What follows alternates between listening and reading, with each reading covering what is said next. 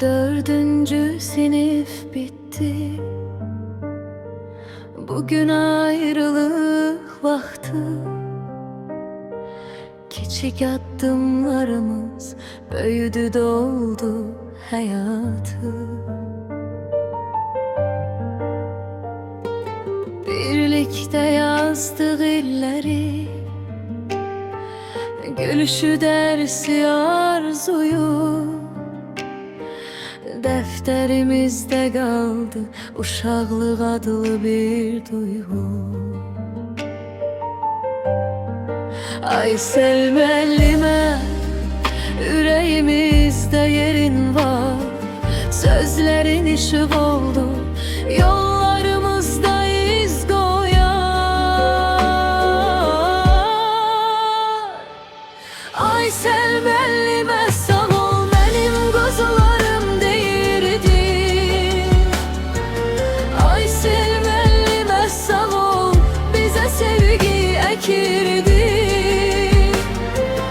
Dördüncü sınıf bitti ama unutulmaz bu il. Aysel müəllimə, sağ ol sen bizim için çok değerli. Sen bize yol gösterdin, sabr ile, sevgiyle her sehvimiz düzeldi.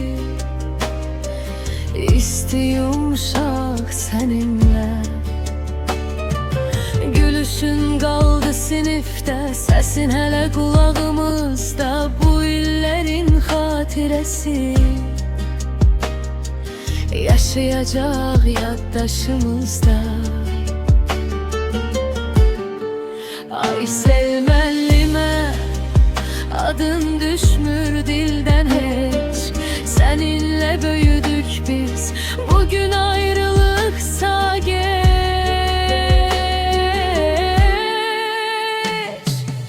Aysel müəllimə, sağ ol benim kuzularım deyirdin. Aysel müəllimə, sağ ol bize sevgi ekirdin. Dördüncü sınıf bitti ama unutulmaz bu il. Aysel müəllimə, sağ ol sen bizim için çok değerli.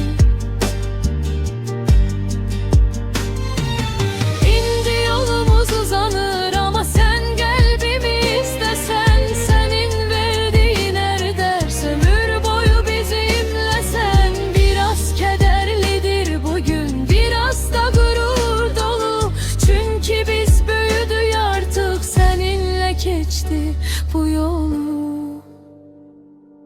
Aysel müəllimə, sağ ol mənim quzularım deyirdi. Aysel